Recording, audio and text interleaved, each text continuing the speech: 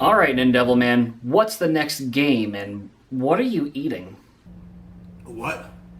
Oh, this is a sloppy Joe made from, normal meat. Okay, what is the game? Oh, it's Joe and Mac.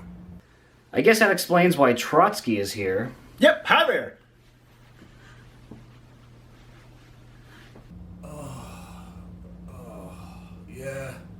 Yeah, okay, whatever. Let's do this. Yeah, let's. Joe and Mac for the NES by Dead East. And there's Joe, presumably, and he's holding an axe because he's ready to execute some enemies. Now I certainly remember this game for Super Nintendo. Such a classic. Terrific platformer, smooth graphics and sounds, fun enemies, bosses, and power-ups, two-player action, and a cool overworld map. So how's this gonna go on the NES? Well, let's see how the NES pulls all that off. Let's switch that to 2 players, there we go. And let's begin. So first a guy walks into a hut, then another guy, and another guy, and a 4th guy, and a 5th guy. What is happening? Wait, it's just me. Where are you? Oh yeah, the NES version didn't let you have both people on at the same time. So only 1 player at a time? Yeah.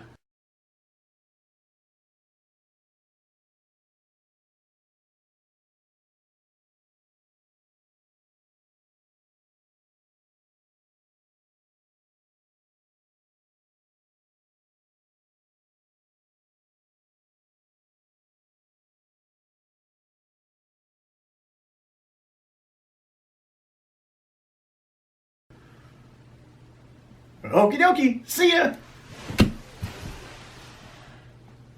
Let this be a lesson. So in the first stage, we are throwing axes at bushes and birds and dinosaurs and jumping. I mean, where's the platforming, though? This feels nothing like the Super Nintendo game. Move far enough right, and you quickly transition to the first boss battle with a T-Rex spitting baseballs at you. I wish I could bat them balls right back at him. If you position yourself right under him, you can cheese the fight by just shooting your axes up into his dumb face. The next stage is a bit better. You can power up your axe to a stone wheel projectile and the enemies are flying around, pre-Da Vinci style. And a depressed dinosaur is cool with you walking on him, I guess. He was in need of a back massage, but then he must not have liked it since he's spitting rocks and smaller dinosaurs at you.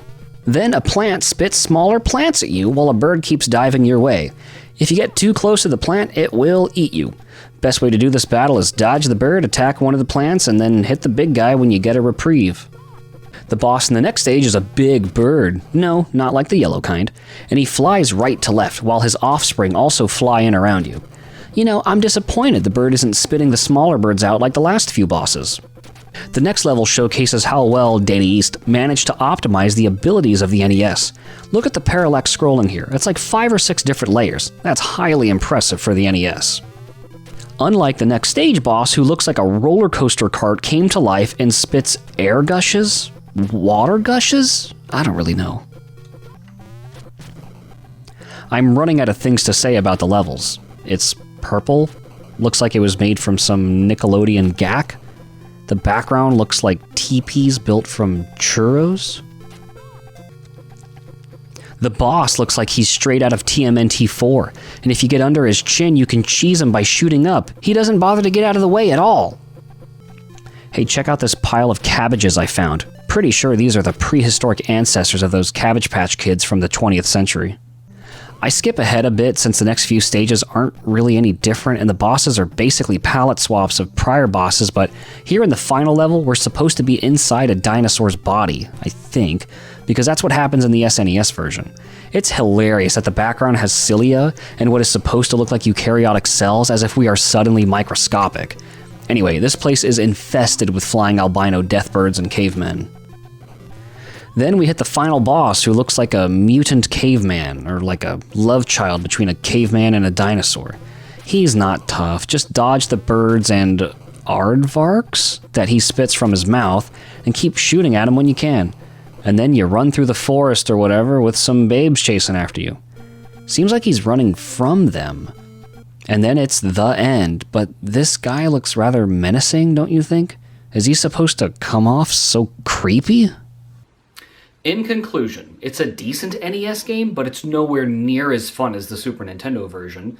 And since you can't have both guys on the screen, the game really should be called Joe or Mac, right?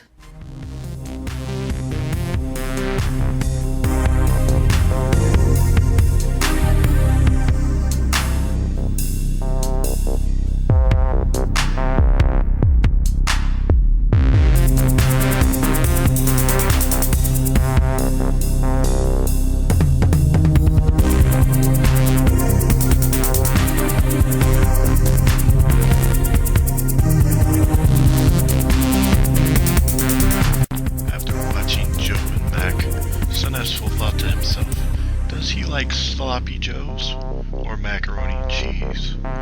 Sloppy Joes or macaroni and cheese? And then he thought, there's one that he likes the most, and it is very convenient to take everywhere.